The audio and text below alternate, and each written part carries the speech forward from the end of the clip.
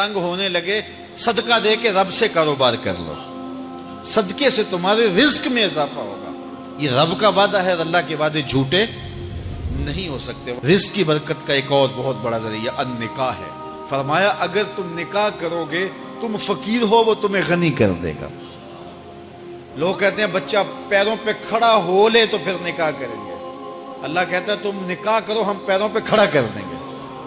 ہمارا فلسفہ اپنا ہے، اس کا حکم اپنا ہے۔ وہ کہتا ہے ابھی تو یہ اپنے لیے نہیں کماتا تو جو آئے گی اس کو کہاں سے کھلائے گا؟ میاں جس نے آنا ہے اس نے اپنا رزق لے کے آنا ہے۔ تو بچوں کی شادیاں کرو، اگر وہ جوان ہو گئے رزق نصیب ہوگا۔ اپنے اہل خانہ کو نماز کے حکم دینے سے رزق بڑھتا ہے، کیونکہ جو صبح کا وقت ہوتا ہے یہ رزق کے بٹنے کا وقت ہوتا ہے، اور جس گھر میں صبح کے وقت لوگ سوئے ہوئے ہوتے ہیں وہاں بے برکتیاں ہوتی ہیں۔ تو طلوع فجر سے لے کر کے طلوع آفتاب تک اپنی اولاد کو، بیوی کو، بچوں کو نہ سونے دیں۔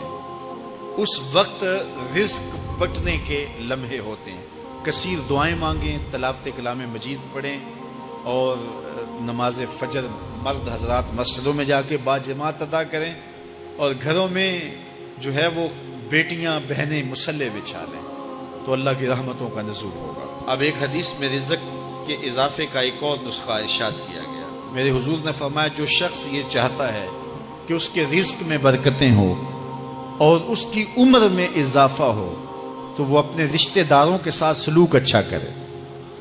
رشتہ داروں کے ساتھ اگر اچھا سلوک کرو گے تو پھر تمہارے رزق میں برکت ہو۔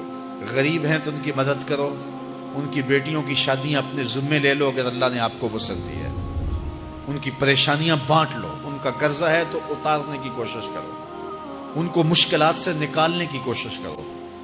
تم ان کو مشکلات سے نکالو گے، اللہ تمہیں مشکلوں سے نکالے گا۔ تمہارے رزق میں بھی برکتیں ہوگی اور تمہارے مال میں بھی برکتیں ہوں۔ فرمایا بہتر صدقہ وہ ہے جو ناراض غریب رشتہ دار کو دیا جائے۔ اگر وہ پھنس گیا ہے، مجبور ہے، ناراض ہے، تو اس کو اگر دیں گے تمہارا نفس اس میں شامل نہیں ہوگا، تو یہ افضل صدقہ ہے جو ہر صورت میں قبول ہی قبول ہے۔ رزق کے اضافے کا ایک اور سبب الاحسان الی الضعفاء، جو کمزور لوگ ہیں ان کے ساتھ اس نے سلوک کرنا۔